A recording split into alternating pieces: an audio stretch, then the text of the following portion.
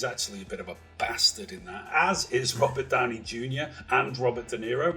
So 3 of those characters there, out and out bastards. You know, real that bastards, seems to be a thing with Oscar nominations, doesn't it? Play a bit of a bastard, and you might be in and you might get one. Yeah, in with a chance.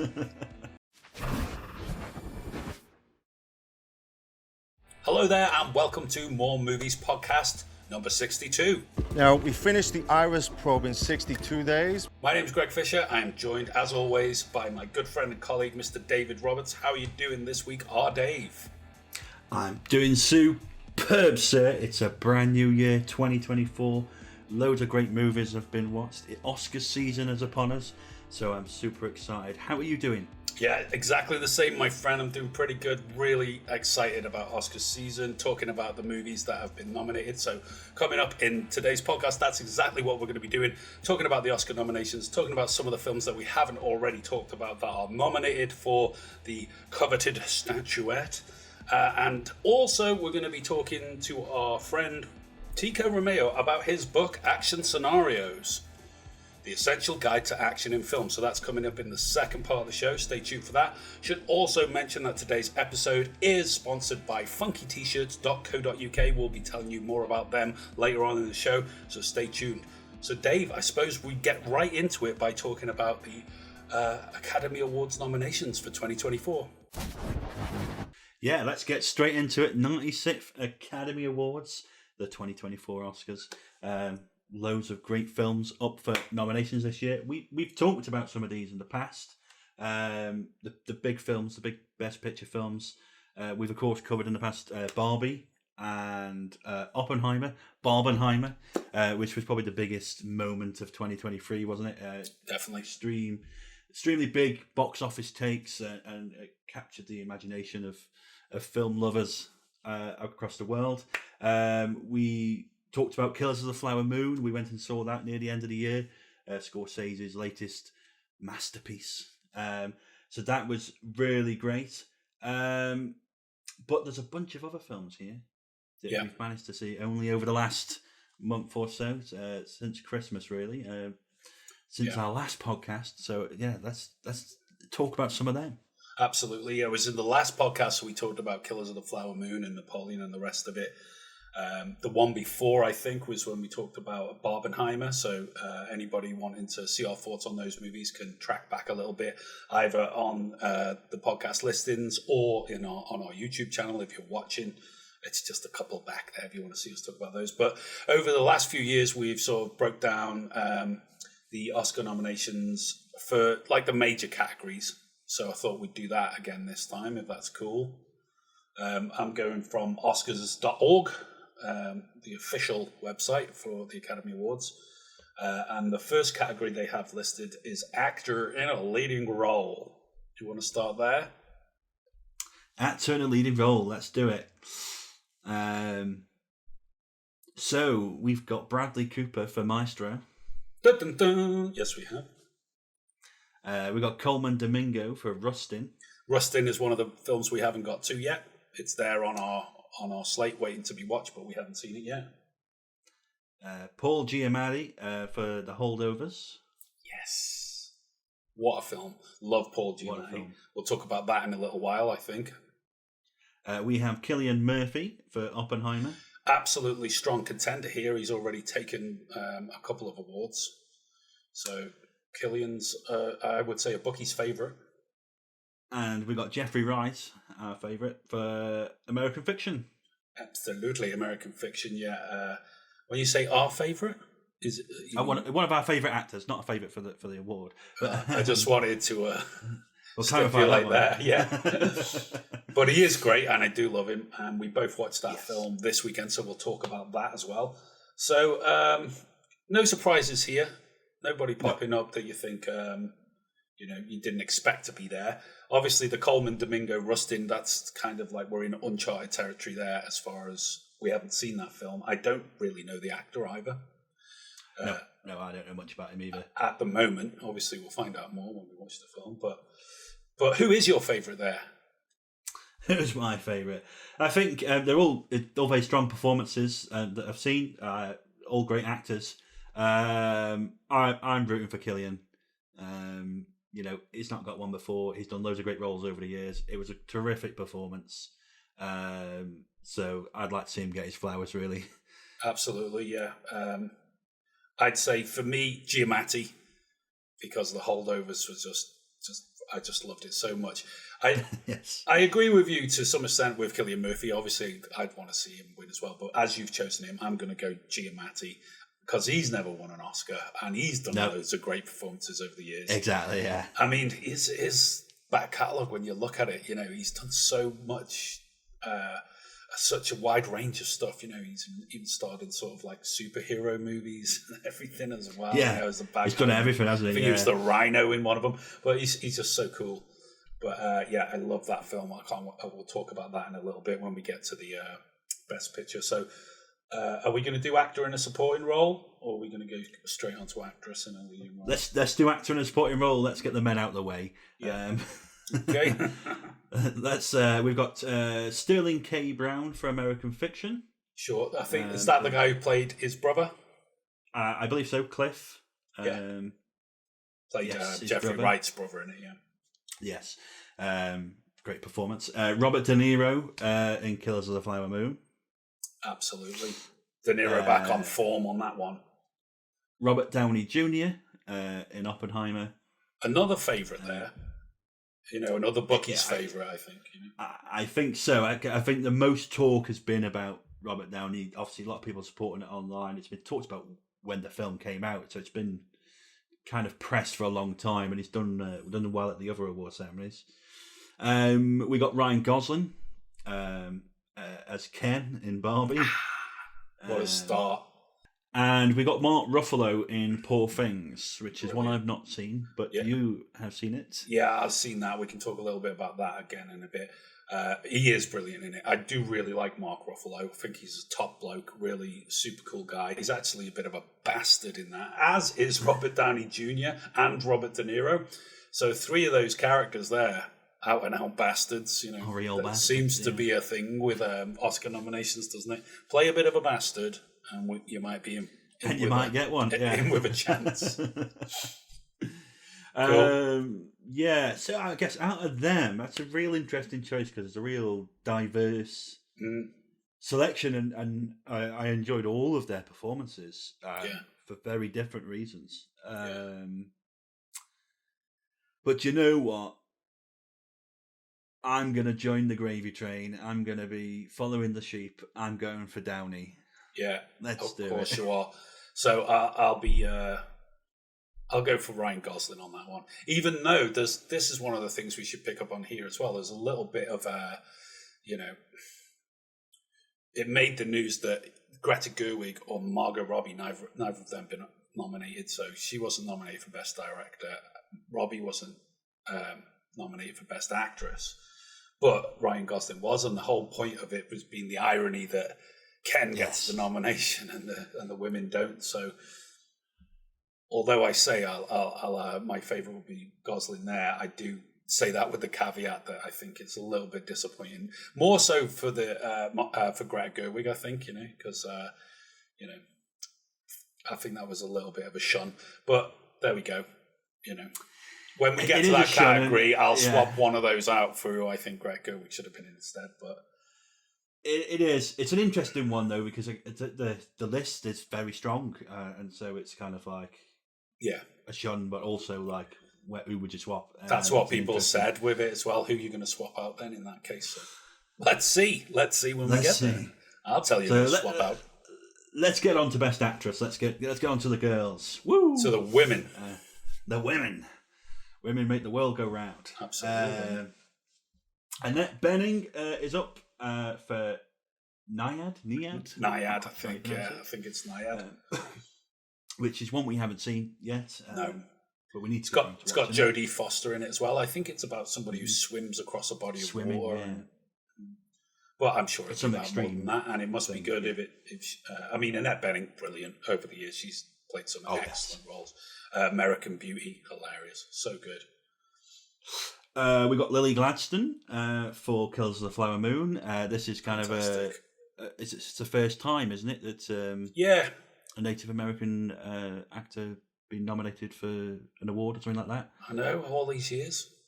It's crazy. It is. It's just like, wow.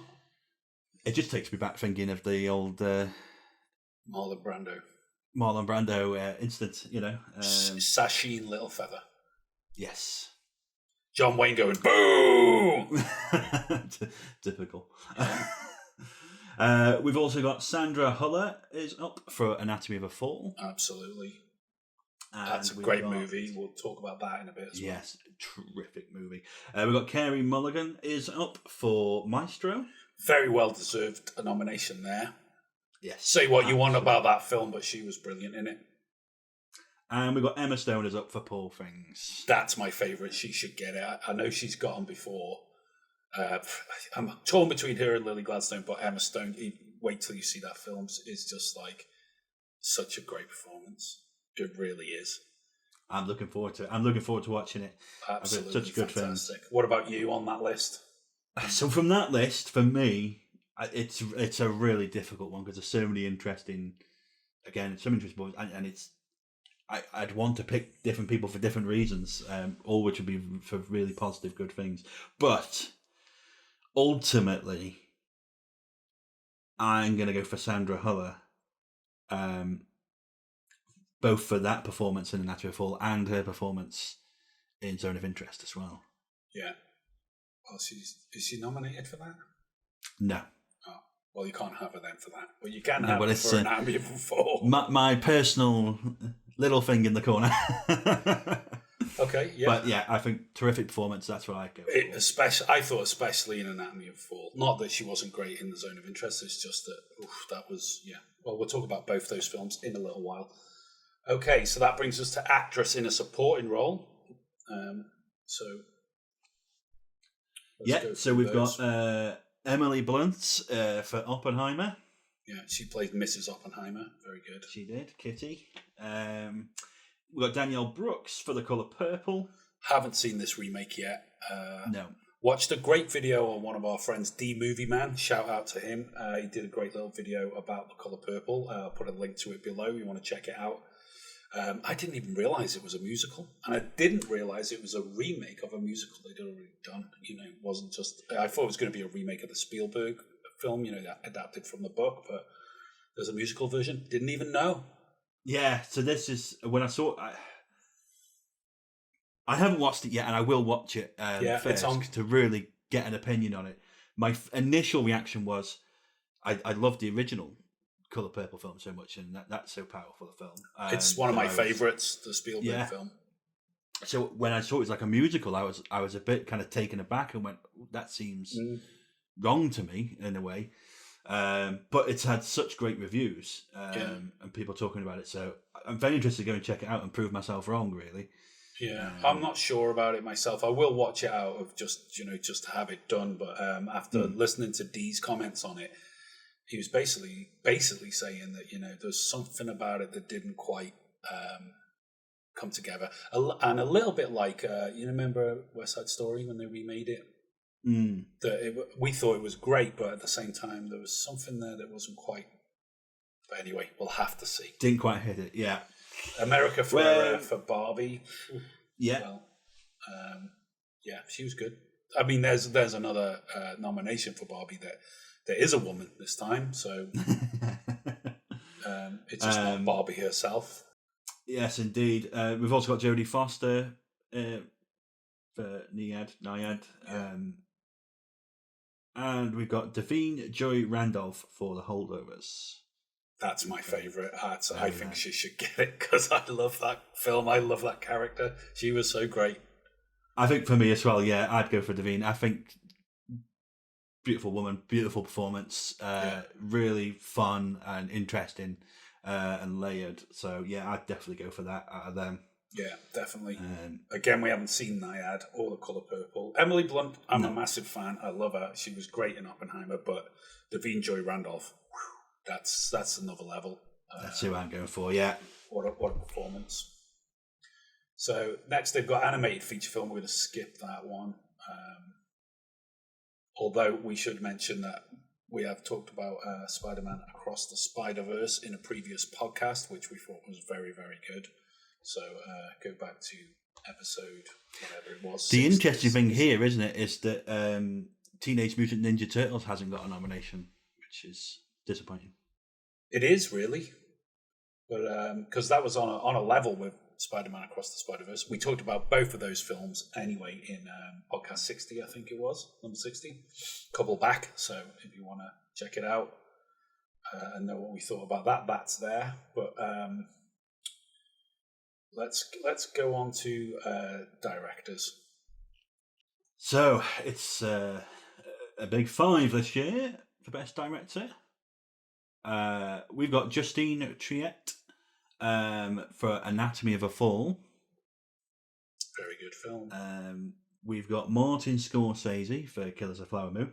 Absolutely. The Master is back and back on form. We got Christopher Nolan for Oppenheimer. There he is. That's probably the bookie's favourite there. We got Yorgos Lanthimos for Poor Things. Deserved. Very, very good director and film. And of course, Jonathan Glazer for The Zone of Interest. Mm-hmm. So, but yeah, no Greta Gerwig. So, personally, I would swap out Jonathan Glazer for Greta Gerwig. You know, I said that earlier, what I swap out. Not that I didn't enjoy The Zone of Interest or thought it was a great film. I also really like Jonathan Glazer as a filmmaker. I think he's brilliant. Sexy Beast, one of the best films ever made. But yeah, if I had to swap one of them out and put Greta Gerwig in there, it'd be him. Move it. Get Greta in. What about I you? don't know. I find it very difficult to put her in, to be honest. I look at that list and go, does it? I don't know. It's hard.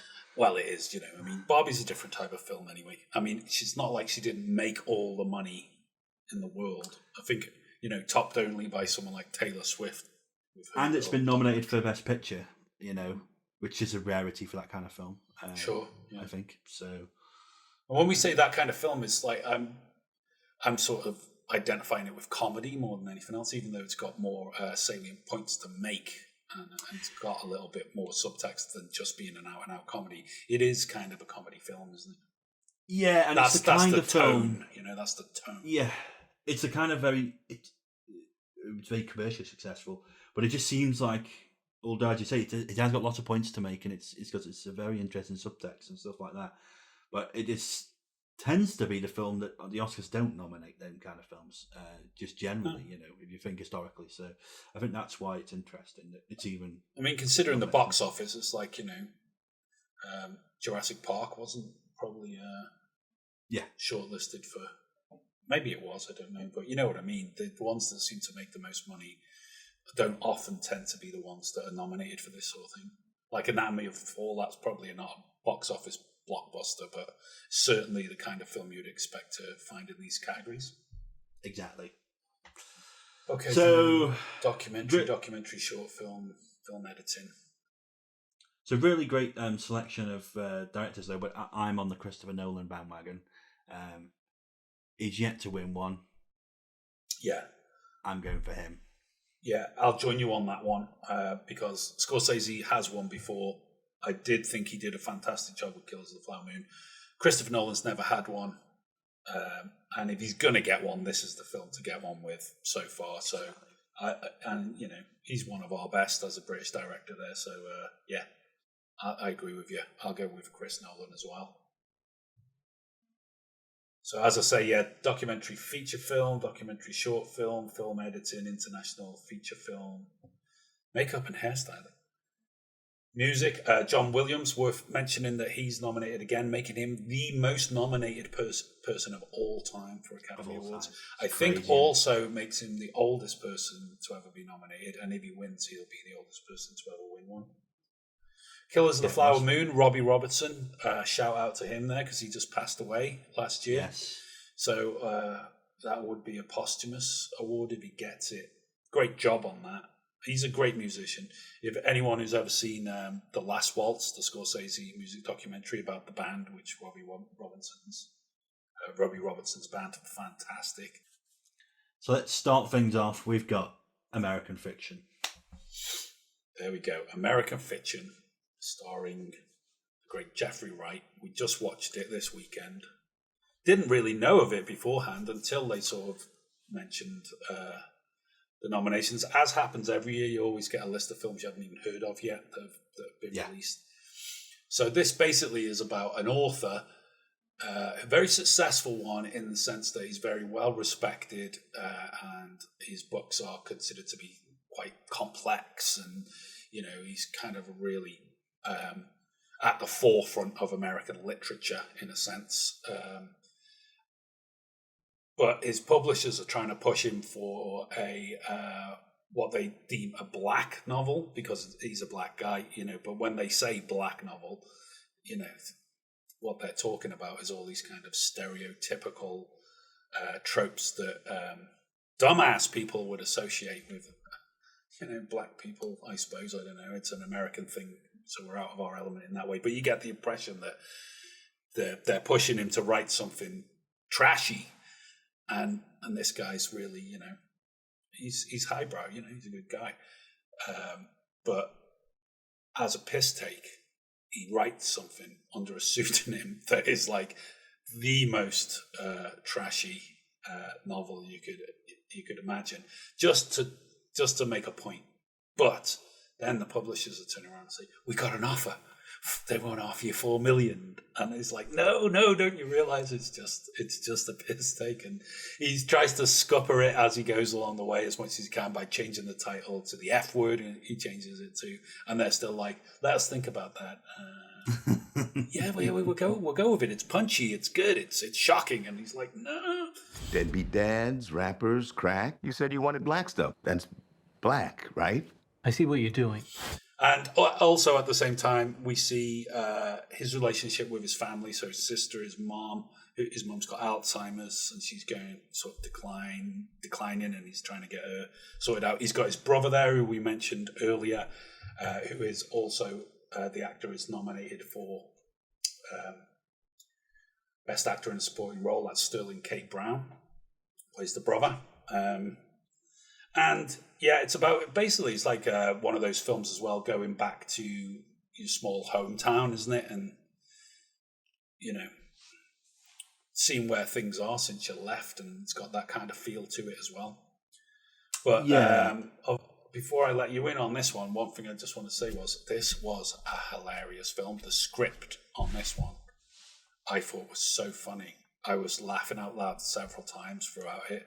You want me to beat your ass? I'm just... Fuck out of here, Philip! I will eat your sweater vest for dinner. Always been a fucking douche. Yeah, it's actually up for Best Adapted Screenplay as well, so it might win an award for that, because it is, as you say, it's brilliantly written. It's a very smart film. Yeah. It's very funny, very charming. It's also very poignant. It's, as you say, it's a film about family. He's left, his dad's passed away in the meantime. His sister passes away near the beginning of the film. It's about the brothers, the whole relationship that is played all in the background of it all. And he starts a relationship with a woman across the road from his mum's house and all this. So there's a whole complex dynamic going on there. But it's a really interesting film and really funny film, because it's obviously a satire, but it really works on two critical levels. There's this surface level, which is the point that he's making. He's going, that these trashy writers, as a writer he sees at the beginning doing a reading, and it is atrocious, kind of like, every stereotypical gangster movie you could find. Girl, you be pregnant again? If I is, Ray Ray's gonna be a real father this time around. That's run on TV movies, terrible rap songs and stuff, mashed together by someone who knows nothing of that experience, and it's just cashing in, right? Yeah, cashing in, writing it to make money, and so he's obviously there, and he's a middle class, upper class family. They've come from, they're all doctors. He says, don't they? They're all doctors in the family. This is it. His brother's a plastic surgeon, and so he's going in with the whole kind of, I'm taking the piss out of this, and it's very funny the way it plays out, and he's just absolutely flabbergasted that they're going for it. And you see these sycophantic from the Hamptons book publishers all like, yes, we will all love it. I mean, the people will love it. You know, it's all very much like their own self-imposed white guilt going, this, we must do this. We want to put him on the cover in one of those scarves, I guess you would call them, tied around his head. A do-rag? Do-rag, that's it. Do-rag and a tank top with the muscles showing. Somebody call the fire department. Which is very funny to watch. But then there's a second underlying critique going on that really comes into a head when he talks to the author of the book he was originally critical of, about him not understanding there's people that aren't as well off in Black society of America as him, and that are on the breadline, are single mothers, are poor, and all these things, and that these things do happen to. And his naive assumption that they can all aim for greatness is misguided. And he, although they're all cashing in and trying to make some money, he's also missing a point of there is people like this, and you're not getting it, and it's a lesson he has to learn. Yeah, there's one bit where he says, "I don't even recognize race as a thing," and he's on the phone to his publisher, and they say, "Yeah, you don't, but tell that to the rest of America." And just as he does that, he hails a cab, and the cab just drives past him and picks the white guy up next to him, and there's just this moment of realization where he thinks, "Oh." And there was lots of moments like that in it. That sometimes they were hilarious and funny, but other moments were, like you say, they were quite making a point there. And a really good film. Yeah, it really took me by surprise because you said we hadn't heard of this until it got nominated. Yeah, and then I sort of read the thing and I thought this sounds really interesting. And then watching it, you're like, this is a really clever satire. This is really well done. I mean, I remember back. Do you remember? I think it was last year or the year before. There was a film came out, a terrible film, about a white guy pretending to be a black radio host or something. I think it was like an Amazon movie or something. It was terrible anyway, and there was a whole controversy about that at the time. But so when I was reading the kind of synopsis for this, I was like, I hope it's not like that, you know. But no, this is how you do it. This is really clever. Yeah, you think some bitch-ass college boy can come up with that shit? No, I don't. Next up in the Best Picture nominations, we've got Anatomy of a Fall. French-English production, European film. Really interesting. I mean, it's you basically the best thing to give is just what's in the trailer, really. Stop. I did not kill him. That's not the point. Because you don't want to spoil. It's one of those films you don't want to spoil too much because it's a bit of a mystery. But young boy goes out for a walk with his dog. The young boy is deaf or hard of hearing, so he's doesn't hear so well, and they live in like the mountains of snow in France, so it's a very isolated location they live in. Goes for a walk with his dog, and as he comes back, finds his dad lying on the floor in front of the house, blood all around, dead. And the presumption is he's fallen from the top floor of the house. But then it turns into a whole conversation about what was the wife doing at that moment in time, and the police decide they're going to take this to court. They suspect that she may have pushed him from this window. And then the whole film then is about this court case, really, and the family dynamics that go on from there. What did you think, Greg? Yeah, it was. We initially saw a trailer, I think, going back to when we went to watch Oppenheimer or something like that, and the trailer came up, and we were saying mark that down. We've got to see that because the trailer was really great. Like you said, doesn't give anything away, but really sets the tone. As I've said before, I say it to you again. You love a courtroom drama. Well, I love a courtroom drama, and this is what it looked to be. Because as you say, there's this whole idea that was it an accident or was he pushed? And then when the police sort of start to delve into it, there's all this idea about them arguing in the past and what they argued about, and all of this sort of comes out in the court. And it's a clever film because it doesn't let you know yourself as the audience what's happened. So you're constantly being pushed between did she, didn't she? You know, was she pushed to the point with this guy where she pushed him out of the window, or is this just, you know, completely all this circumstantial evidence, you know, complete hooey, and she would have done such a thing.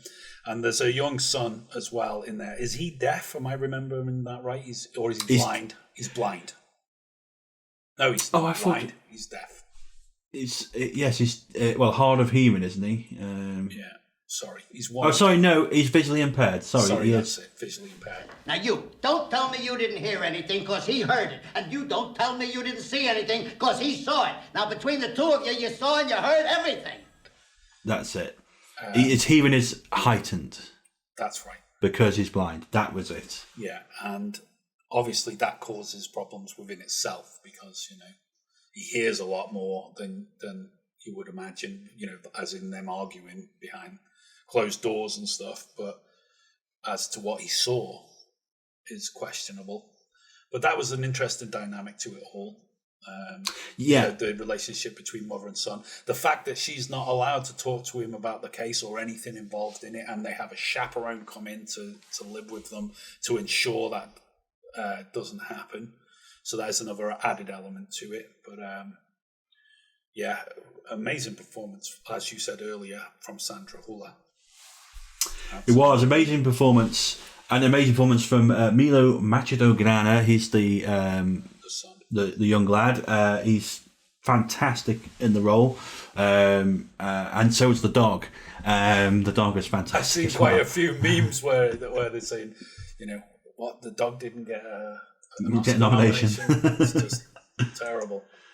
It's really terrific. As you say, courtroom drama. But what's so interesting is this is a French courtroom drama, which I've never seen a French courtroom drama, to be honest. So the way their court system works a little bit differently. Yeah, there's no jury. There's just like a sort of it's all more like Nuremberg, isn't it? It's just like 3 or 4 judges or something. And they're all just, and as you say, they present the evidence to you as it would have been presented during the trial. You know, bit by bit, you're finding out the information as they do, and it plays back and stuff. So it's really interesting, really intense moments of questioning and interrogation and being put on trial. You know, fantastic performances all around and very emotional. And you're left with that question all the way through. You can't guess it early because there's still something coming. And it's really interesting and really worthy. For me, one of the best films of last year for me. I just want you to know one thing. I'm not a monster. Next up nominated is Barbie. As we said earlier, we talked about this a couple of episodes back on the podcast, so go check out our thoughts there for that one. Absolutely. Next up was The Holdovers. Yay! Paul Giamatti. Oh man, I love this film so much. I mean, I've said it to you a couple of times, and I'm speaking to someone else saying it. It is like somewhere between Dead Poets Society. Leave, Mr. Keating. But it wasn't his fault. Sit down, Mr. Anderson. One more outburst from you or anyone else. And The Breakfast Club. Eat my shorts. You just bought yourself another Saturday, mister. Crushed. And maybe a few other things mashed in. You get The Holdovers. I can't fail this class. Oh, don't sell yourself short, Mr. Coates. I truly believe that you can. So it takes place in 1970. It's in this sort of what we call a public school, which they don't in America. It's a private school. But there's always a certain amount of kids that have to stay at the school over Christmas for one reason or another. They're known as the holdovers. They're being holed over at the school. And of course, the whole school's going to shut down, but you have to leave one of the teachers behind to keep an eye on them all, you know, look after them. And that's the basic setup of it. So you've got about 5 young lads that are having to stay for one reason or another.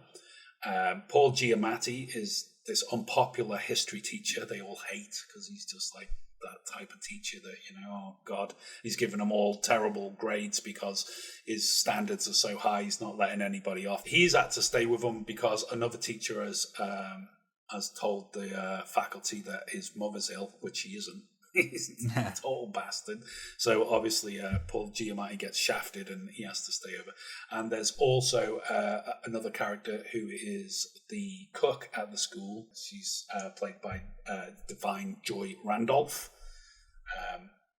And so she's there as well. So there's these 5 lads, there's Paul Giamatti, there's her, and they've all got to stay in this place over Christmas. And he's like doling out homework to them and chores and all this, and they're like, what the hell, this is getting worse and worse. And then to compound things, one of the lads' father turns up in a helicopter out of nowhere and offers to take, as well as his own son, all the other boys with him, to a skiing holiday over Christmas, and gets them out of it.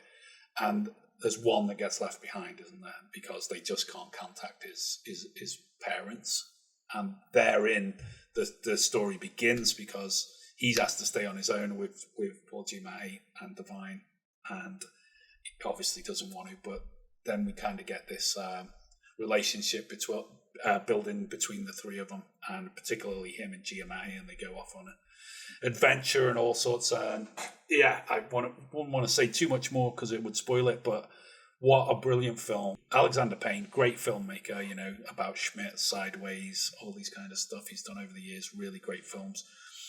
This, I think, is his best film. It's totally done as if it was made in 1970. Because I noticed even the Miramax ident at the start, they retrofied it. Because that company didn't even exist back then, but they made it look as if it did. They used the old Universal logo from the old days and everything, and I was just like, this is brilliant. And the music in it was wonderful as well. Very much of that time, that sort of folky ballad kind of music going on, acoustic guitar in the background. Beautiful cinematography, a whole shitload of laughs. I was loving it. I had a massive smile on my face all the way through this film. You tell me your thoughts on it. Well, I think exactly that. I mean, Giamatti was fantastic, and Davine, as we said, Dominic Sessa, who plays the young lad who stays, brilliant performance, really believable, really thoughtful performance, really. As you say, it has all them. It evokes all those films, and Ferris Bueller was another one that came to my mind. Bueller.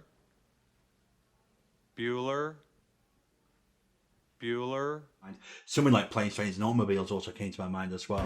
All right, you son of a bitch, this is my cab, ow! It's that kind of cinema it's evoking, and it does that, as you say, through the look as well. They did all the idents at the beginning, the look of the film, they put that grain on it, put that colour palette on it, so it really gets you into that period, which is really really interesting. But it's also a very modern film in its making. Absolutely. I thought I had a lot to say on that level of talking about entitlement and how some of the boys are shown to just not have any idea at all about how the rest of the world works beyond their own entitled upbringing. They're all rich kids.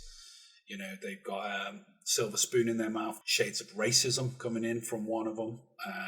So that's sort of covered in it as well. It was very powerful, and because Giamatti's character is so principled, and he's taking that down to the lad and stuff. It all works out, but of course you then find out some of the things that Giamatti's character's got in his back pocket, which come out between them, and it makes a really interesting dynamic. Yeah. The bit where they actually go into the city, and that whole sequence was my favourite part. There's lots of stuff in there which I won't spoil, but it's very interesting because things flip round and things turn, and it's just very well written. And you do at the end have a real smile on your face, and you go, that was a really nice journey to go on. Yeah. It's a really great film, very worthy of nomination. The eye special effect on Giamatti as well is very special. He's brilliant. It was his role of a lifetime, and to sum it up, a film with heart. And that's what Yes. we're lacking nowadays when people talk about, the old films are better, the old films were much, when you talk about Dead Post Society or Planes, Trains and Automobiles or even further back than that, that's what Payne managed to do with this one, is create a film with heart. It's like an old-fashioned film made today. It was very much, a modern period film. Yeah. I'd say my favourite on that list. I don't think it will win, but I would love to see it if it did. So you got kicked out of Harvard for cheating? No, I got kicked out of Harvard for hitting him. You hit him? What, like punched him out? Nope, I hit him with a car. And next up on the list, Killers of the Flower Moon. Again, we talked about this on the last episode, Martin Scorsese, of course. So go check that out for our thoughts on that one. Next up, Maestro, Bradley Cooper. The biopic about Leonard Bernstein. Bradley Cooper playing Bernstein and Carey Mulligan playing his wife. What did you think? Well, there's been a lot of memes and some, in some cases, a little bit of nastiness online about Bradley Cooper making a Oscar bait movie. And I can see where some of it's coming from, that when you watch it, because it's hard to. There was great stuff in there. There was moments of greatness. Carey Mulligan, especially. Again, don't want to spoil too much by talking about it extensively, but let's just say basically, because it's based on a true story, so people could find out these facts anyway. But his wife gets cancer at the end of the film, and she's dying, and a lot of that stuff there was very, very powerful. And I could, I was relating to a lot of it, and that idea of somebody getting so ill and then being so close as a family. There was some lovely stuff in there, but it's all over the place, this movie. I think it would have been better if he just played Bernstein and let someone else direct it. But I think because he's took it all on and he's directed as well, it's a little bit messy. Let's not make excuses. He didn't fail me. Felicia. No, it's my own arrogance. Straight away it was got on my nerves a bit, the way everybody was speaking to each other. Because it was all a bit like this, darling. Everything is 1940s and 1950s, and we all spoke like this then, see? I don't think it could decide whether it was about him solely or was about her as well. Because it was the kind of an equal split there, and I was identifying more with her character and what she was going through, especially in that second half, than I was with him and his portrayal of Bernstein, which was that was meant to be the pull of the movie. This is a Leonard Bernstein biopic. What did you think? I agree with the sentiment. Is that it couldn't make its mind up what it was, and plot-wise, it was all over the place, and it really it got on my nerves because of that. I don't think there was a plot, was there? It was and that's it. It felt like patchwork, and I didn't know what it was supposed to be. Considering it's supposed to be a biopic of someone everyone knows is famous and stuff, and so it could have been something really interesting. I was just like, what are you doing? The whole thing of they're basically turning the saturation up from like black and white into colour as they go through the years was just odd. There was a massive jump there as well. It seemed to go from a period when he was in his 30s and it was like in black and white and all that was happening. Suddenly he's in his 50s, so there's like almost like 20 years missing, and then you're there going, what happened? 60s, 70s. Yeah, it's a bit like, what the hell? And the stuff, it was like, it was looking at his gay relationships with guys, but it never went all the way and really investigated it. It was like always there, as if, we're going to be looking at this, but it never really looked. And it was like, well, what if you're going to pick something to go and look at in the character, go and look at it fully? It just felt like they never really went all the way into something. And as I say, then it jumps around, and you're just there going, well, what? We were there 5 seconds ago. What's going on? And I was really losing my patience with it. As you say, there's some really terrific moments that made me almost cry. There's moments that are really funny, in really compartmentalized scenes. But as a thoroughfred, as trying to piece something together, just a mess. Yeah, absolute mess. That's not good enough.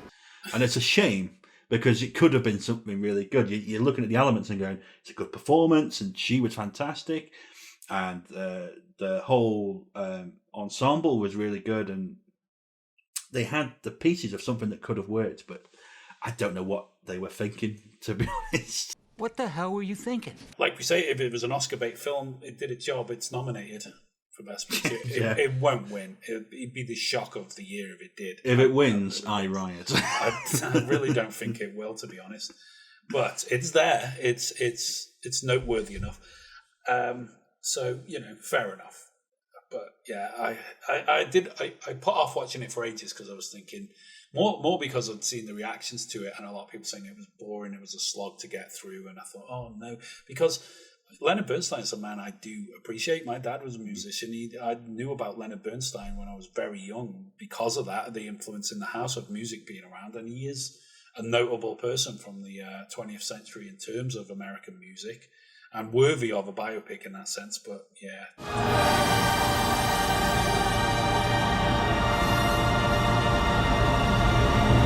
He was trying too hard, wasn't he? Yeah. Bradley. Go back to The Hangover. Make some money. All right, let's move on. Let's move on.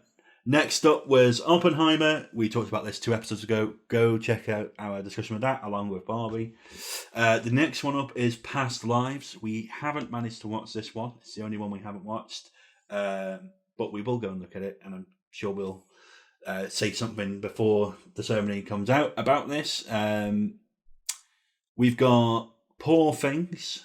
Now, this is one I haven't had a chance to see yet, but yourself, Greg, went along to see it? Yeah, we did. I went and seen it the same weekend I watched Wonka.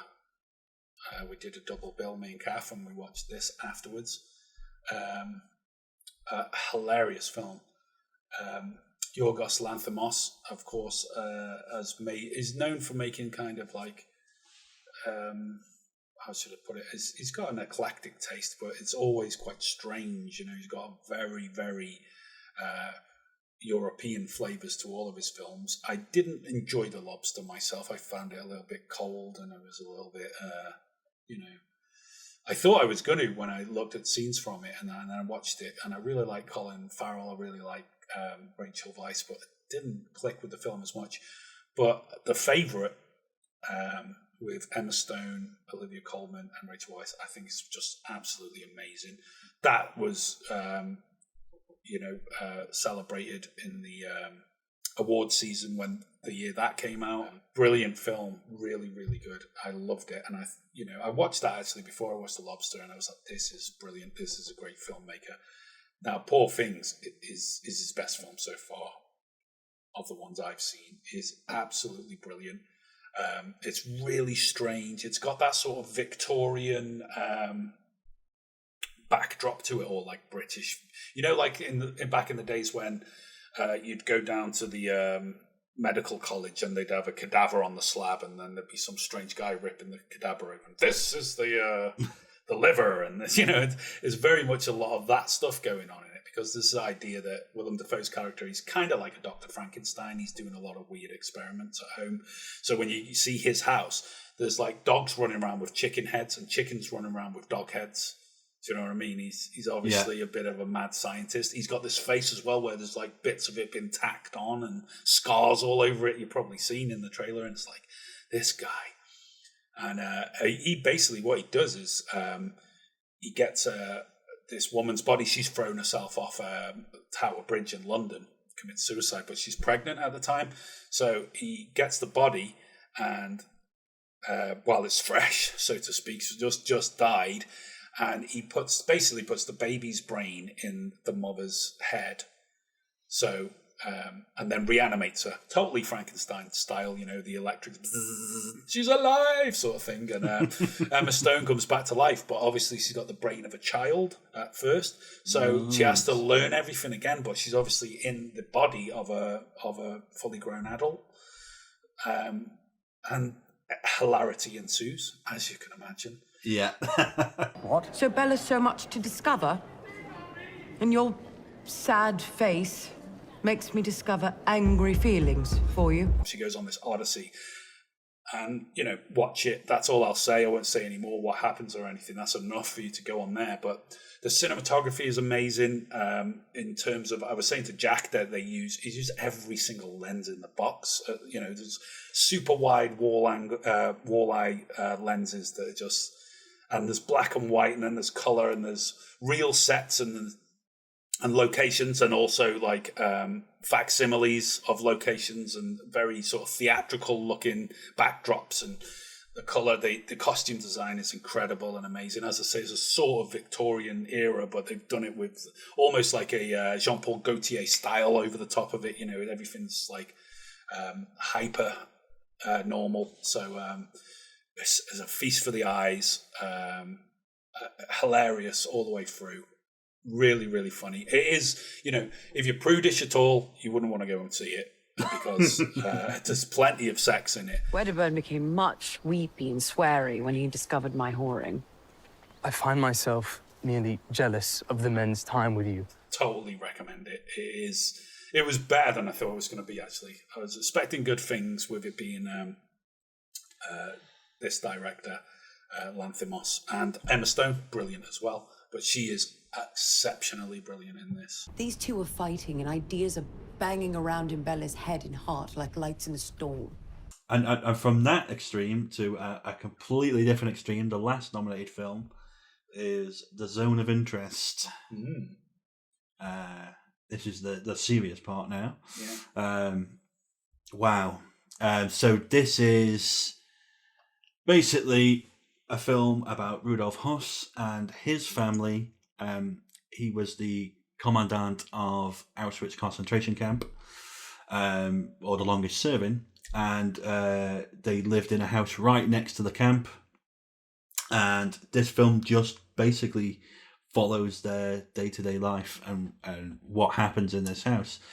You see nothing of the camp, you see nothing about that, but it is provided as a backdrop. In the background, you see the towers and the smoke unfurling. You hear the gunshots, the screams, the shouting, etc. But what's in front of you visually is a little boy playing in the garden with a ball, the wife tending to the flowers. Very normal stuff with this very strange backdrop. Very powerful and disturbing film, I would say. What did you think? Yeah, exactly that. Powerful and disturbing. Because as you say, we never go into the camp. If he gets up and gets on his horse to go to work, that's it. That's the last we see of him till he comes home again.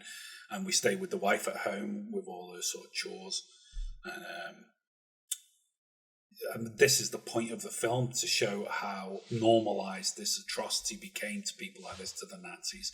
It's a very interesting way to deal with the Holocaust. It's been done in many films over the years, sometimes more successfully than others. There's a guy called Elie Wiesel, who was a child when it was all going on, and he's wrote about the Holocaust extensively. One book he wrote called Night, which is a very, very small book. You could read it in an afternoon, but to me, that's like, if you ever just read one book about the Holocaust, read Night by Elie Wiesel. Anyway, he was once said something like, it's impossible to portray the horrors of the Holocaust on film.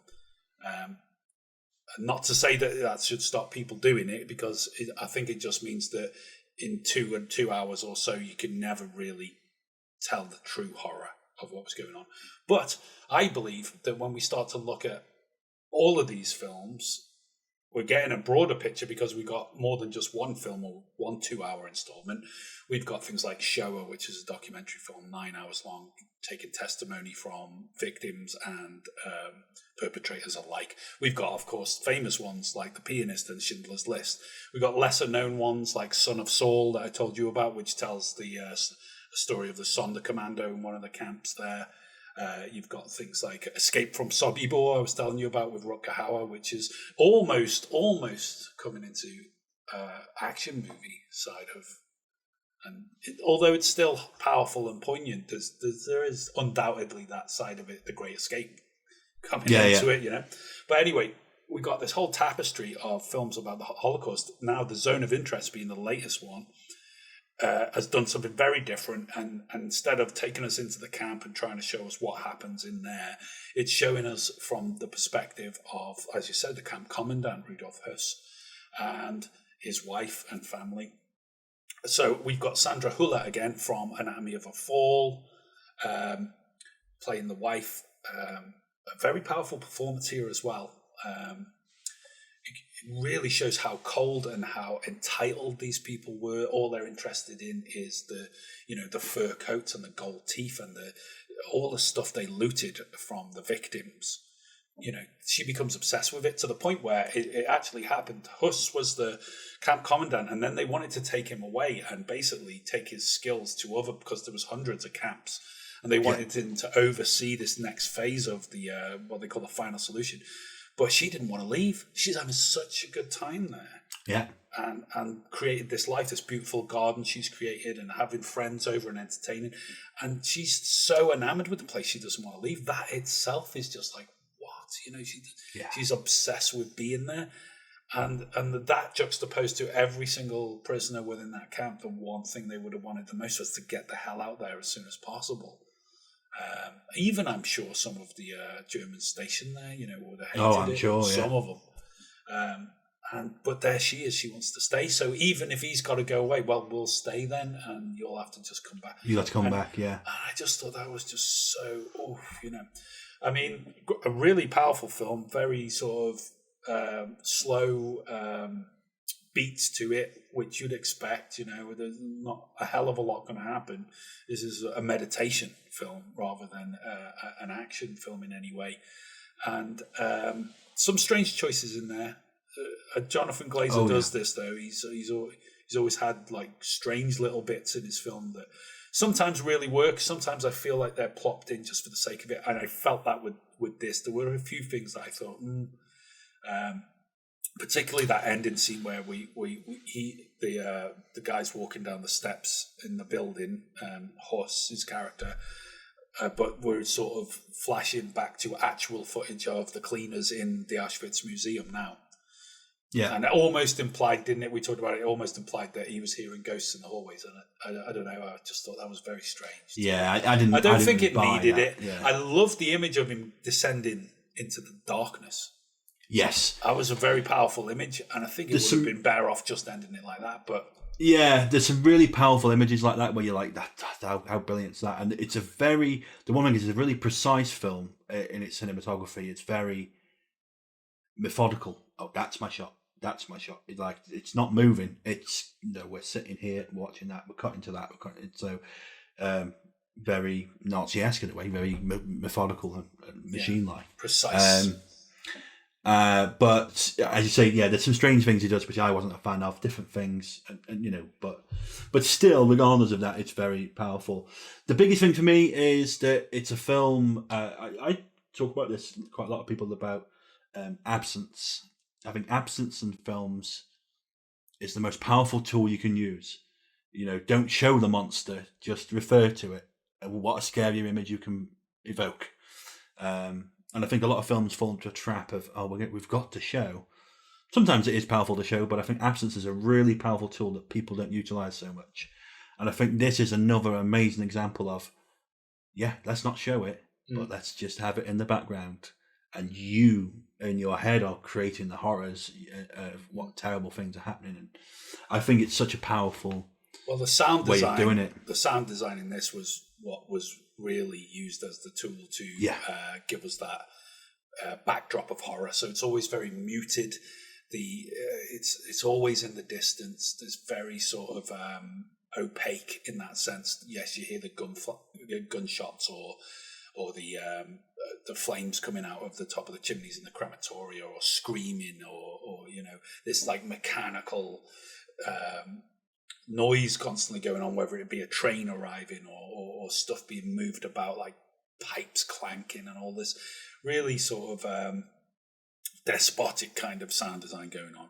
And that was, if it doesn't win an Oscar for sound design, then I don't know. Yeah, I agree. Because it was very, very powerful.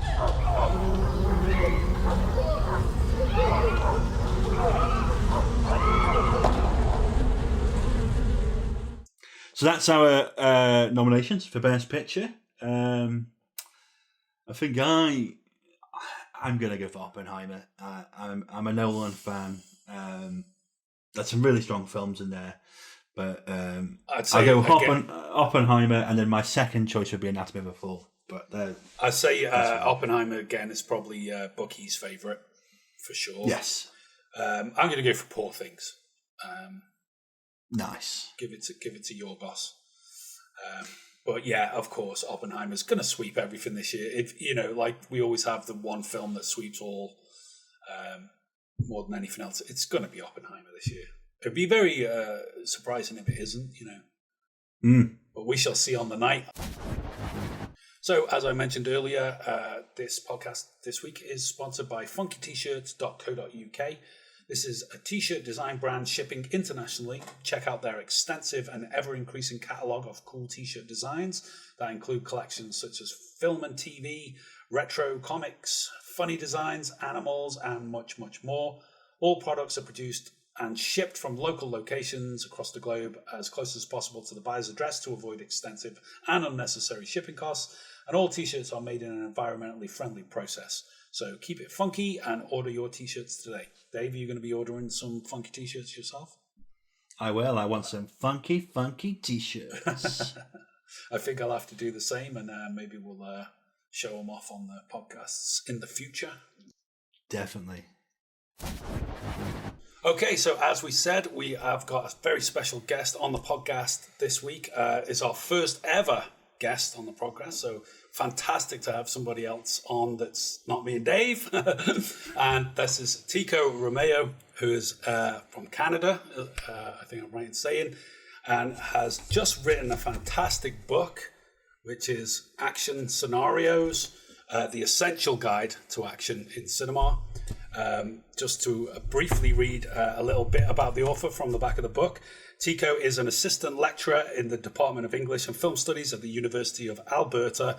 He has a PhD from the University of East Anglia with expertise in action cinema. He has authored several publications, and his research interests include cognitive film theory, social cognition, and title sequences. Welcome to the podcast, Tico. Thank you. Thanks for having me. I'm really excited about participating. Yeah, it's fantastic to have you on. As we've just been talking about before we start recording, we first met you really through Twitter, now called X, but we still call it Twitter, like most people. You had, at the time, one of the biggest, I'd say, film Twitter accounts, and were very generous to us in retweeting us and interacting with us, which we really appreciated. But that's how we got to know you. You've written this book, and it was published by, let's have a look, Super Champ Books at the end of last year. And and Dave's got his copy there behind him, I can see, next to Rocky. And we've both had a couple of months to be able to go through it and read it. Fantastic book that it is. Dave and I are both former film students. We both did, Dave did a media production degree, I did film studies. So we're kind of used to books like this. It is a little bit more academic. But I would say, would you agree, Dave, that it also appeal to fans of action cinema, whether they're studying or not? I think so. Yeah, it's a very very readable book. I thought I liked. I'm sure we'll get into this in a moment, but there's a lot of breakdowns of particular films and how it applies kind of the logic and the method to particular films and sequences, which is really accessible. I think I would say so. Yeah, it's a great read. Oh, great. Well, thank you for the feedback. I mean, the intention was to make it useful and accessible for university study, but also for people who are fans of action films. So I try to have it like that dual readership. Yeah, definitely. It definitely works like that as well. I mean, we got films like Lethal Weapon, Bullet, James Bond films, Saving Private Ryan, The Avengers. I mean, anything you can think of that's like, you can attach action to it is covered in one way or another through the various chapters throughout. Plus there's illustrations to illustrate the points sometimes, like screen captures from the film. So yeah, really good read, especially if you love action. What inspired you to write it? Well, ages ago, there was a period where I was contributing to. It was called Vol Races, and it was a car chase movie database. And so I started uploading content and looking through car chases. And what I realized is that a lot of car chases are embedded in longer action sequences. Yeah. And I started liking action sequences. So that was part of, my initial interest at the time. And that would say is maybe 15, 20 years ago. That's what started it. And then on the more academic front, Von Tasker, she was putting together an edited collection of articles on action and adventure cinema. So I had just watched Ronin with my students, and I thought, I really want to write about car chases in film. And I asked her, can I have would you be interested if I write a chapter on 1960s, 1970 car chase films? And she said, yes, by all means. So that really kind of installed my interest in it.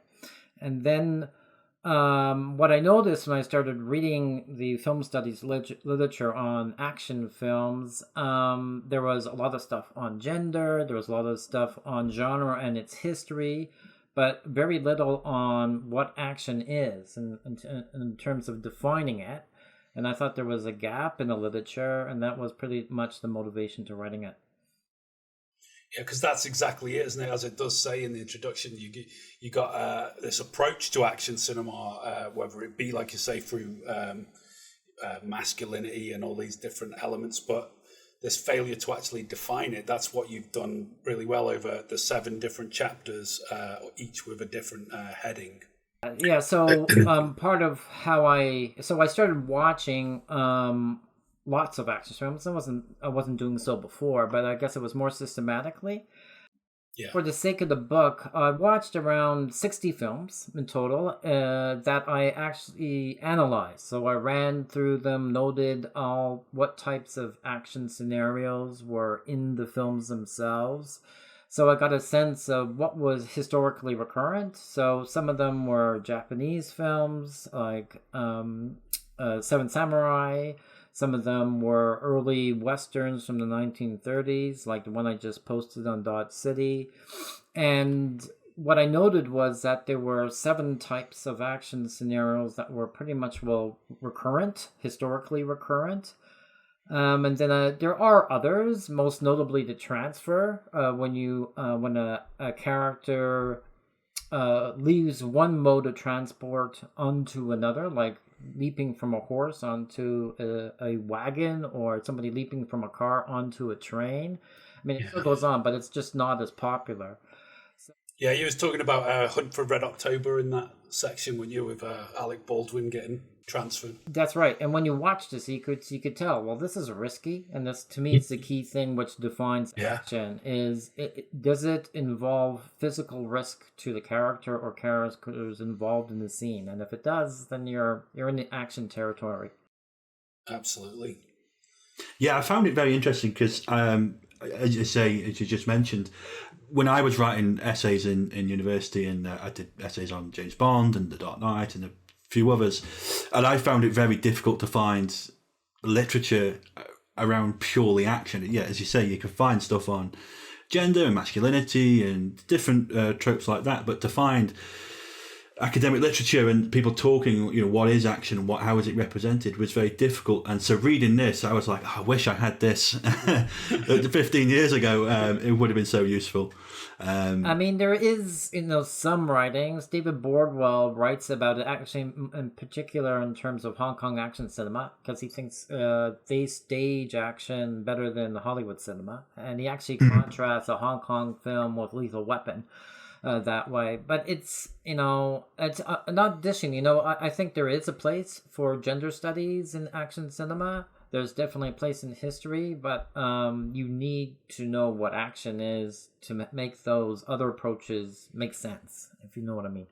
Absolutely. I love the fact as well. You break it down in the chapters for the different kind of types of sequences. I like how you break it down and explain how a film isn't one type. It's multiple types of sequence, and they interlock together to create the extended action sequence. How did you come about, like, kind of grading all that up in terms of films and it ticks all these boxes? Right. So I guess the first thing is that, so in terms of those historically recurrent 7 types, which is rescue, escape, capture, heist, pursuit, and speed. Yes, speed, and I'm missing one. Fight is the other one. Which one? Fight. Fight, yeah. Major, yes. Those 7 scenarios. So what I noticed, and using this example as the Lethal Weapon climatic sequence, is that most of the time you find action in combination with other scenarios. So you could have a pursuit, and there's a bit of gunplay. And particularly, the longer the scenario, the more likely to sustain that length, that duration, that you toss in other forms of action scenarios. So I see that there's really 2 types of ways that action scenarios combine. One is vertical combination, by which I mean is that 2 types of different action are concurrent. So let's say you're in a pursuit, like a bullet, and at the same time they're firing at each other. So that's concurrent action scenarios. And then there is what I call horizontal, is that one type of action scenario segues into another type of action scenario, and it extends that way. So yes, so most of the time it's in combination. So I wanted a means to capture that combination. And so when we have extended action sequences, like final act action sequences that run 20 minutes in length, it's I think if you're analyzing action, then you should notice how the complexion of action changes over time. And that's what I do with the Avengers, the Battle of New York, given how long it is. And you get, I think, a better appreciation of how it's realized and constructed and why it works. Yeah. And it's interesting as well, you say in the introduction about the history of action in terms of cinema. It goes all the way back, all the way back. I think there was one example you gave of 1895, somebody recording waves crashing. Yes. As simple as that this is this fascination we have in terms with action and the moving image. It's always been there. Yeah, you're right. I think film is especially well designed to showcase action. And I think it's one of the things that it does well. I mean, if I'm trying to think about other media that does action, there's gaming, clearly, in terms of first-person shooters. But I think that gets you involved as a gamer in a first-person way. But I think film is able to represent it in a broader capacity. So I think film is especially capable of that. But I think the history of action scenarios goes way back. If you think about the Iliad, and that it's just a basic way of storytelling. In terms of romance literature involving medieval knights, there's rescues as well. You could even find paintings of that. Yeah. Where you have, male rescuers and maidens who are in need of rescue, so it's still even gendered that capacity. So I think it predates. So I think that a lot of oral tales, I wouldn't be surprised, have action scenarios embedded into them. Definitely. And I think they're universal. That was something I found, and it was surprising. I was expecting that if I look at Japanese cinema, if I look at Hong Kong cinema, that I would find different action forms in the way that they are. I mean, obviously, a martial arts film has a different fighting style compared to, let's say, watching a Western in the way that they fight, in terms of gun battles or shootouts or quick draws.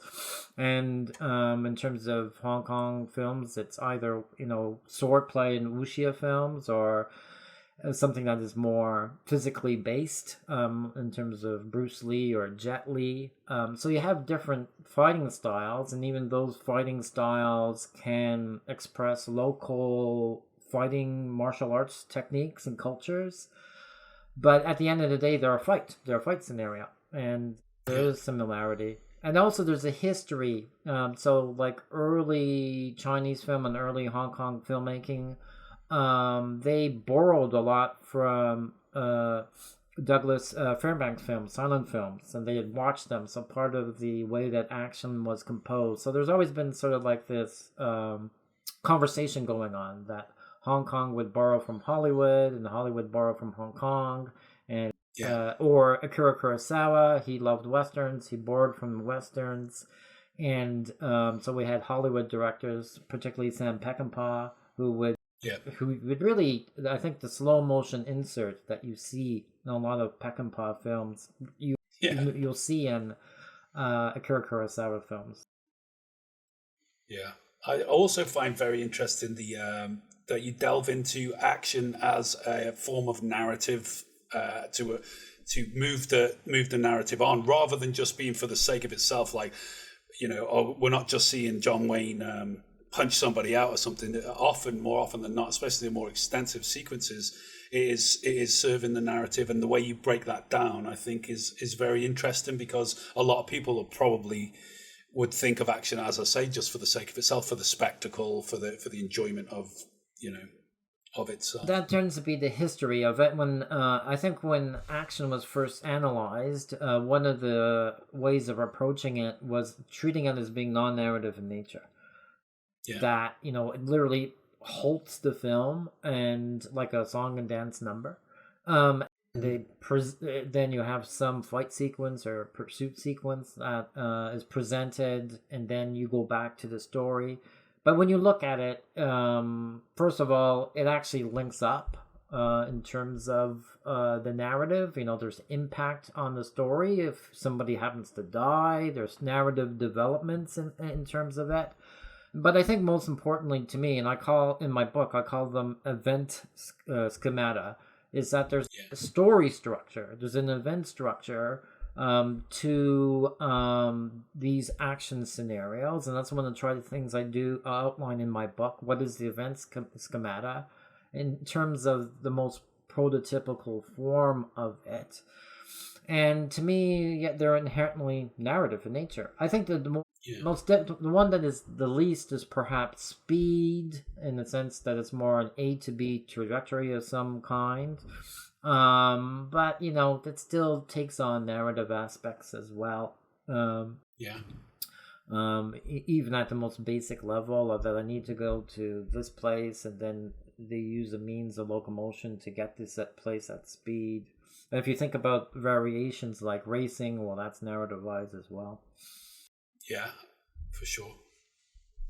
Yeah, I think it's as you say. You talk about you see it worldwide. I guess it is that kind of shared. You describe it as peril being the kind of one of the key elements of what action is, and I guess that's something we all share as humans. I guess in life, and that's kind of what draws us into it.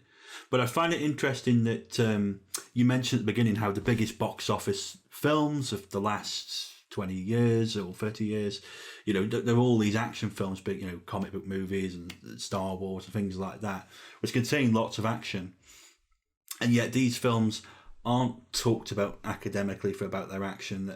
Action isn't as well written about. They're not taken as seriously at awards ceremonies, and that's the kind of strange thing, because everyone loves it, and it is an important part of cinema, and it seems to be dismissed in a way. Yeah, I recognize that.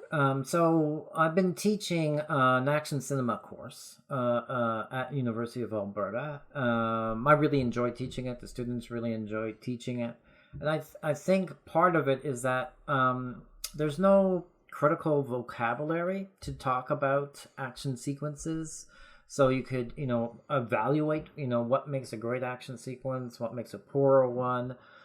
and just to be able to recognize how they're constructed. So I think that's the reason why, is just that it's easy to say that if I wanted to say that a good action film, or a film that has an action sequence, is an equal candidate to consider as an art as other films. I mean, usually it's like European art cinema, it's like Bergman, or that are canonized as the top filmmakers. But all I have to do is point to Seven Samurai by Akira Kurosawa, which is rated amongst the best films ever. And you watch it, and it's patently an action film. There's no... Yeah. It is. Yeah.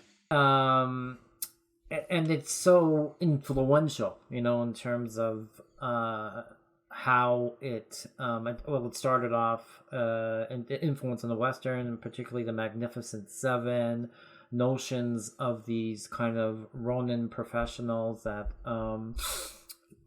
who act upon their own code. So you have even Avengers, I think, has some connection to it. You think about Seven Samurai, collection of heroes that are put together. Well, you look at Avengers, it's a collection of heroes that are put together, to go to do a mission. So it still continues on. So I think it's action films and action sequences in particular should be considered an art form when they're well made. Some aren't, some are. Well, that's the same thing with film, Yeah. Thing applies. So there is both, I think, academically, but also I would think part of the Academy, it's only exceptional. I think was Lord of the Rings was the only one comes to mind as receiving an Academy Award. But I mean, action films could be incredibly well crafted. Action sequences could be incredibly well crafted, and they also could carry thematic meaning. So in my books, they should be considered equal in terms of art. Yeah, absolutely. I agree with that as well. I mean, when I was young and the latest James Bond film would come out, you'd get these what we would consider now special features you'd have on the disc and stuff. But at the time, they'd just show it on telly, like little featurettes and stuff. And I remember one particularly when I was quite young, but I remember it vividly. When A View to a Kill came out, Roger Moore, they did this really great featurette on Remy Julien and his stunt crew and the work that they had done traditionally with the Bond films, and how it just gave me that appreciation, even at a young age, of the amount of work that goes into it, the skill that's involved. And as you just said, there's good and bad. And when you had like a James Bond film, you knew that the standard was going to be high. And that's why they're going to, they would push in the envelope every time, trying to give the audience something they'd never seen before. Really live action stuff as well. So when cars are getting chopped in two, or they're doing somersaults with cars and stuff, it was real. They put so much work into it. Yeah, you're absolutely right. So part of understanding the production history is certainly helpful, in terms of appreciating how they are staged. And knowing that there are action coordinators, there's flight coordinators, it helps also. And it's often the quality of an action scenario is partly contributed by the choreographer, because they know what to do that way. I mean, Larry Cofton, who did the coordination on a lot of pursuit sequences, particularly with vehicles. I think he was, critical in terms of the standard as well of film. So knowing those figures definitely helps. But you also need to have a director who has also an input and vision. In what the sequence is, and that it's not just bog standard and conventional. And what's interesting when you mention Star Wars is that when you think of sci-fi films prior to Star Wars, I mean, some of them did have action. Certainly War of the Worlds did. We had things destroying the planet and, having the army respond. So that's action. But a lot of it was more thoughtful in nature. I mean, if you think about 2001...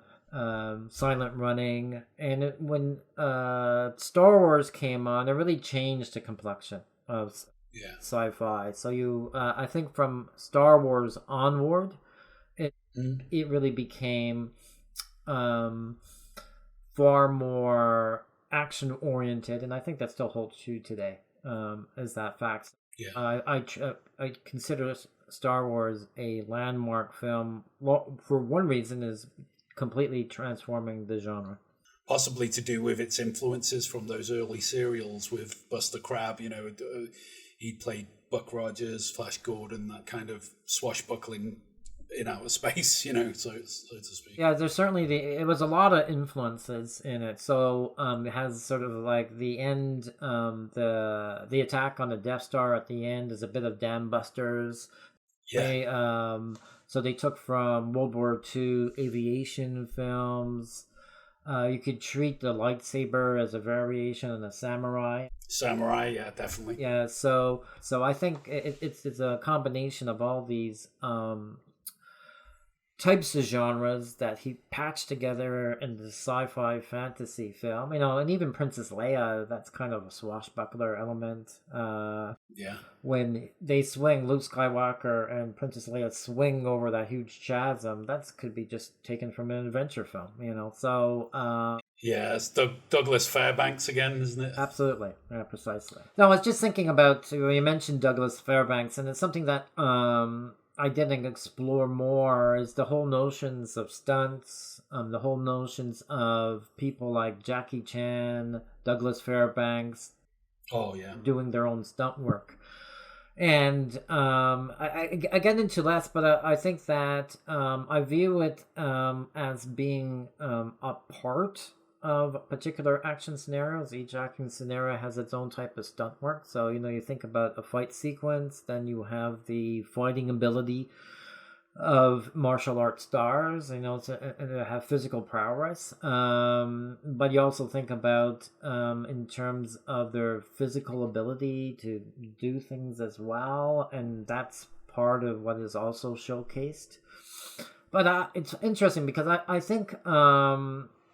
when you think of the hard-bodied male leads in the 1980s who, really buffed up, actually, they don't have the kind of agility that you would associate with Jet Li or Jackie Chan or Bruce Lee. They just don't have that.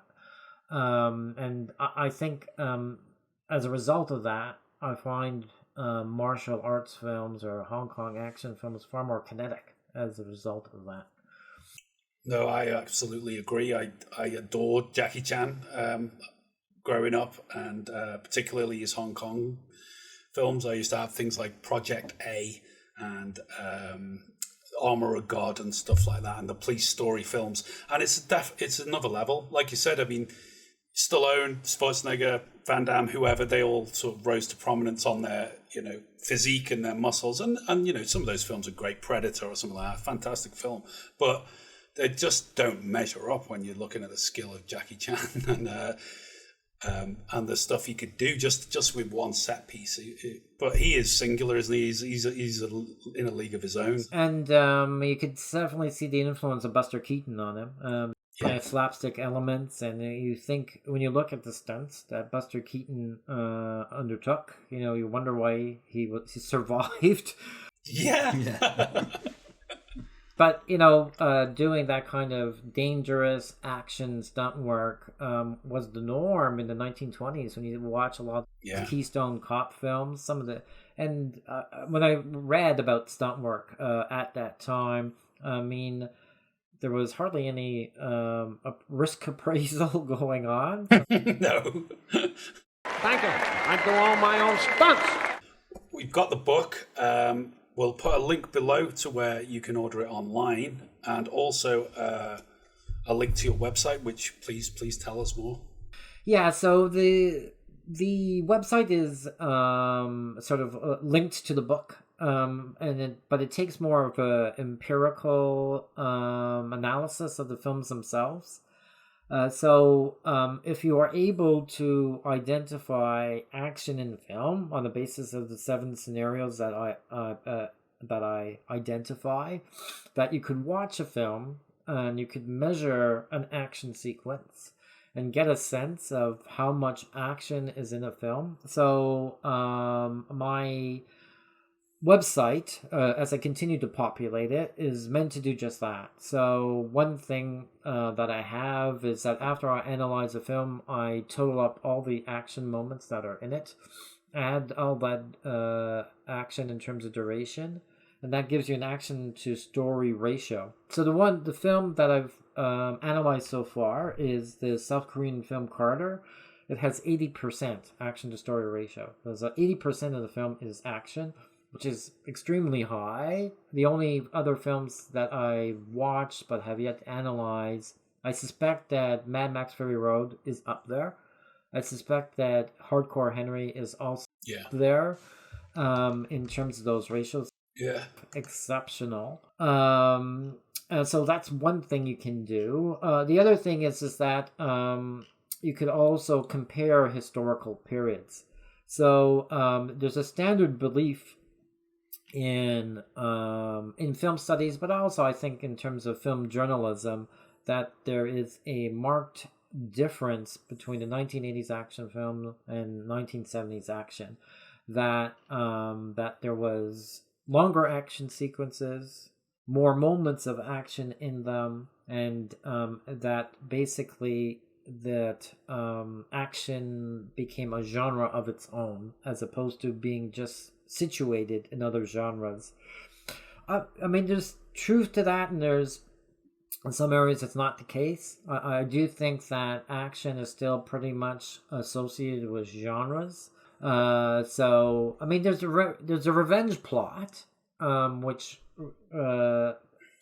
I do associate with action, but it does reoccur in a lot of genres. You could have a revenge in a western. You could have a revenge in an espionage film. But anyways, so I could test that claim that 1980s had more action of it on the basis of what was the amount of action that appeared in the 1970s and 1960s. And it is the case that there seems to me, and based on what I can see, slightly more action in 1980s films than 1970s films. But what these critics don't acknowledge is that there's really the particular moment that there was a peak in action was in the 1960s.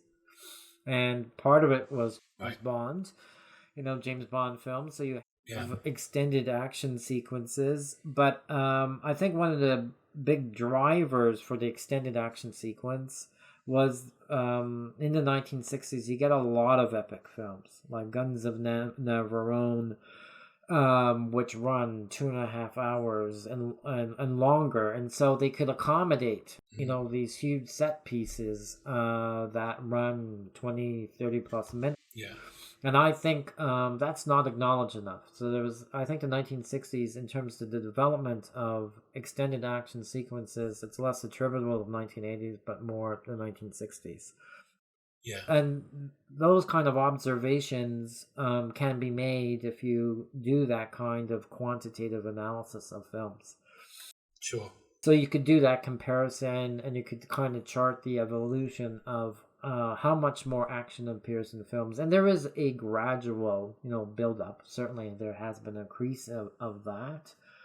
But it also, you still see kind of, as I say, you also need to recognize that films were made in the 1940s and 1950s, and they had 40% action, 50% action, and that's a lot, Yeah. Yeah. Yeah. So you could also appreciate that. Minimally, also, if I wanted, I could have a list. Eventually, I plan to do it when I have enough films analyzed. Is what is the longest action sequence? So far, in terms of the films I've measured, is 13 Assassins and runs over 44 minutes. And that's wow. That's a long action sequence. Yeah, it's a lot of the movie as well. It's brilliant. I mean, and also, it does sustain interest. And that gets back to my chapter, in my book, I'm on action and complexity. How do you sustain interest, over if the action sequence is 20 minutes, 30 minutes, and in 13 Assassins it's 44. So that's something that could also be noted. So you could do a lot of comparisons. You could also do comparisons on the basis of genres. Yeah. Westerns have more action than, let's say, heist films. The sci-fi films have that, so you could mix it up that way. War films as well. Absolutely, that was another staple in the 1940s and 50s, and also 1960s as well. They got epic war films like Guns of Navarone. So we've got the website. Again, we'll put a link to that below, so please do check that out. Also, follow Tico on Twitter. You said you're not on it as much, but you're still there. I still see you every day. We got some good content coming out. So again, we'll put a link to your Twitter feed below, your website, a link to where you can buy action scenarios. Do buy this, guys. It is well worth your money. If you love action cinema, it's a great read. And if you're studying film, I would say this is now becoming an essential reading, especially if you're going to be talking about action in films. I was going to say, having talked to you today, and we've covered quite a lot of ground here, maybe in the future be thinking about doing a history of action in cinema. I know that'd be a huge undertaking, but something I think you're well qualified to do. I mean, I can do. There are Von Tasker actually does a good summary. She probably does the best summary in terms of from the silent era to the contemporary era. So it is out there. I have a different take on action than hers. They're both valuable, but yeah, certainly that's something that I would want to do. I already have it piecemeal in mind. I guess what I would want to incorporate more is more world action cinema. What was going on in Japan, what was going on in Hong Kong, what's going on now in South Korea. So there's certain nations that I think need to be better acknowledged in terms of development of action in film. Yeah, definitely. It's really great though that as with your website and stuff, you're collecting all this data now, and as you say, this is going to get far more interesting results about these different facts that are now cropping up. Really. Here's a question then: out of the 7 types you mentioned in the book, in your chapters of action sequences, which one's your favourite? It has to be still a pursuit. A well-staged fight is, it could be incredible. I really am a fan of Jet Li, and particularly his Once Upon a Time in China series. But there's something about pursuit sequences. I think it's largely because I think they bring a lot of scenarios together. There's capture, there's intention of the pursuer, there's speed, they have to be moving at speed. There's escape because that's what the pursued is doing, it's trying to escape. So it has all of those 3 action elements built into it. So yes, I am a fan of a well-staged action sequence. I still think Bullet sets the bar. In fact, I remember when I was teaching at the University of Gloucestershire, I had a talk on car chases in film, and I showed this is a car chase from The Bourne Supremacy, and this is a car chase from Bullet. And the students overwhelmingly preferred the car chase from Bullet. So it still holds its own that way. So yeah, so if there's films that have well-staged car chases, I guess that's also why I'm a fan of Mad Max.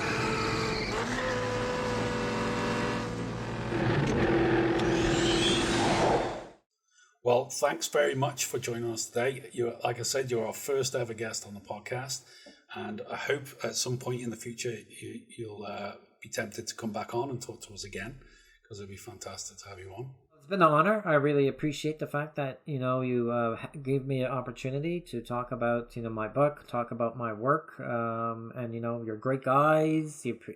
So yeah, no, I'd be happy to come back and talk about some other aspect of action for sure. That's brilliant. Thanks again, Tico. Fantastic. Thanks for joining us. It was great chatting with you. I'll see you later. Well, there we go, David. That wraps up another podcast episode. We've got the Oscars to look forward to. No doubt on our YouTube channel, you'll be seeing more film reviews and different other videos coming out over the next couple of months. that just leaves us enough time to tell you about the usual stuff. Yes, it does. Just remember, you can watch us on YouTube for the podcast, but you can also listen to us on your favourite audio podcast platform, whether that's Spotify, Apple Music, any of the other platforms. They're all available in links in the description down below. Absolutely. We do also have a Discord channel, so if you want to come and chat with us live, then pop onto Discord, come say hello over there. Again, there's a link below if you want to do that. And if you'd like to support us, help us keep the lights on, help us get some coffee and help us get the sandwiches, remember you can jump over to buymeacoffee.com and you can give us a little donation over there. We really do appreciate it, anyone who does. Or you can jump over to Patreon and become a patron and join our subscription packages if you're a super duper supporter of what we do over here. This really helps us out with things like website costs and stuff, so we really appreciate all the donations people give us. And talking of appreciating the donations people give us, a big thank you to Michelle and Shane, our regular patrons over on Patreon. Thanks very much, you two. Can't say enough good things about you. So yeah, that's pretty much wraps it up. Don't forget as well, funkyt-shirts.co.uk. Go and have a look at those over there. Get yourself a t-shirt or two, or buy one for your dad or your mom, your sister, your brother, your aunts, your uncles, who knows. Buy one for your enemy or your frenemy, anybody. Just go over there and get yourself a t-shirt. God damn it. That's it. Get yourself a t-shirt. Enjoy. Like, share and subscribe to our channel here on YouTube. We really appreciate that as well. And well, let's enjoy what's left of the award season. Absolutely, my friend. By the time we do another podcast, we'll know who's won what and who hasn't. Hopefully we won't have any more incidents like we did last year with Will Smith and that, because that was just out of order, if you ask me. But there's been some funny stuff since, if you've seen the Chris Rock stand-up. Yes, yes. Ooh, I was watching it again the other night. Very funny stuff. Good old Chris Rock. God bless him. I wonder who is presenting this year. Do we know yet? Jimmy Kimmel again. Oh, Jimmy Kimmel this time. Well, no one's going to slap him. Well, we can hope for it. Who's most likely to... Oh, Matt Damon. Imagine they did it. Imagine he said something and Matt Damon stomped up and gave him a slap, and they just... What are you saying, Jimmy? They just did it for a laugh. That'd be good. Anyway, thanks again. Obviously, if you want to check out more of our reviews and articles, you can look us up on moremovies.co.uk. But until next time, we will bid you adieu, and thanks very much for watching. And any final thoughts before we push the button, Dave? Well, no, just now we just hope that our picks win and get the most points, and there's no tears at the Academy Awards. But that's what we're looking forward to, and we'll see you on the other side of it. Well, that's it for this video. Please leave us a comment and let us know what you thought. And don't forget to like, share, and subscribe right here on YouTube. To check out more of our articles and reviews, check out our website, moremovies.co.uk. And why not join us on social media? That's at More Movies for you, across the board. You know the score. And if you'd like to support us, consider buying us a coffee at buymeacoffee.com, or you can become a More Movies patron over on patreon.com. All the links are in the description below. And to check out more of our filmtastic videos, click one of the buttons on screen now.